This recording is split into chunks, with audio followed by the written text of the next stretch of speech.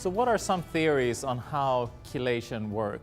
Well, they really don't know how it works, but here we have then the blood vessel, and we have then the buildup of plaque along it.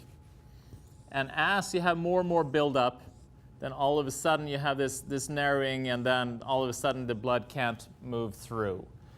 So what does this plaque consist of? Well, it's mostly actually calcium deposits. Ca stands for calcium. And also you have a little bit of heavy metals that's kind of tied into it also.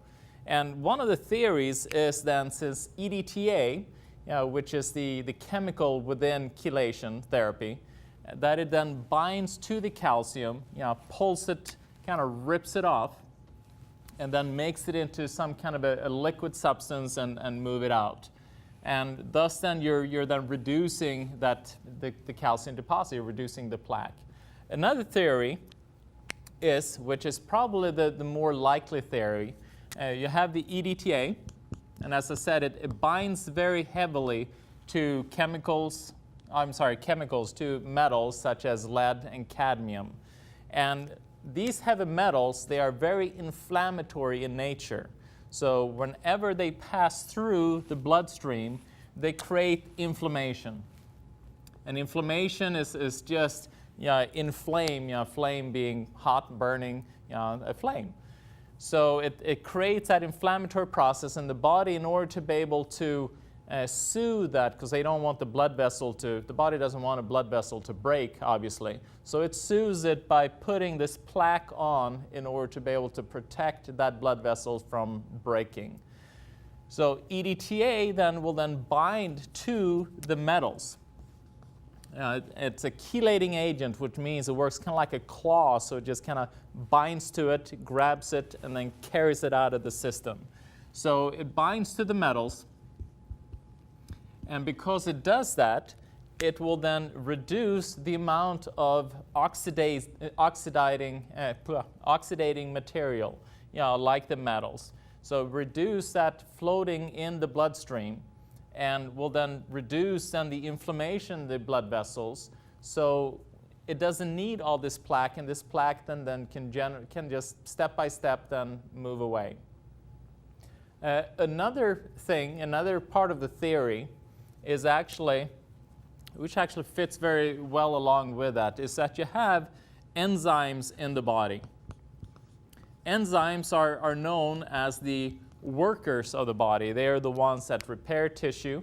They are the ones that help to reduce inflammation. They also help the body to fight off any kind of infection. And every enzyme, I wouldn't say every enzyme, but the majority of the enzymes, they actually contain a certain mineral within it.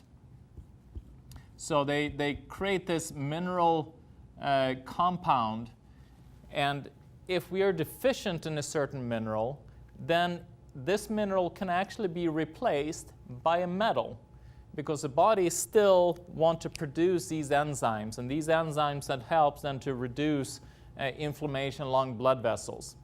But when you replace the mineral with a metal, even though it's functioning in some way, it functions very poorly. So what happens then is that these enzymes, when they are not that good at doing what they do because they have a metal inside of them instead of the mineral, then it will not function as well in reducing that inflammation. So by removing the metal and then replacing it with the mineral, it will kick in and it will start to clean up the arteries instead.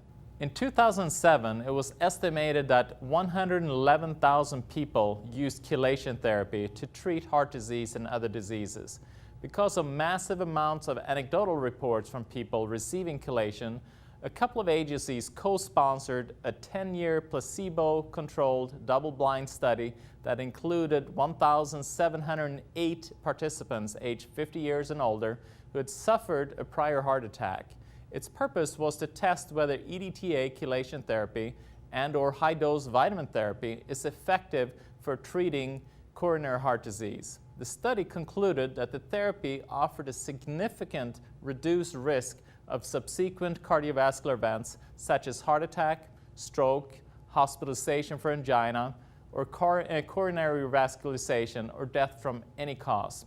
So it was actually had a huge benefit, the chelation, and then correcting the damage that took place from any kind of coronary event, and also then to clean up the arteries and make sure that these people can then live a much healthier and happier life without surgery, without medication, and so forth. We'll be right back.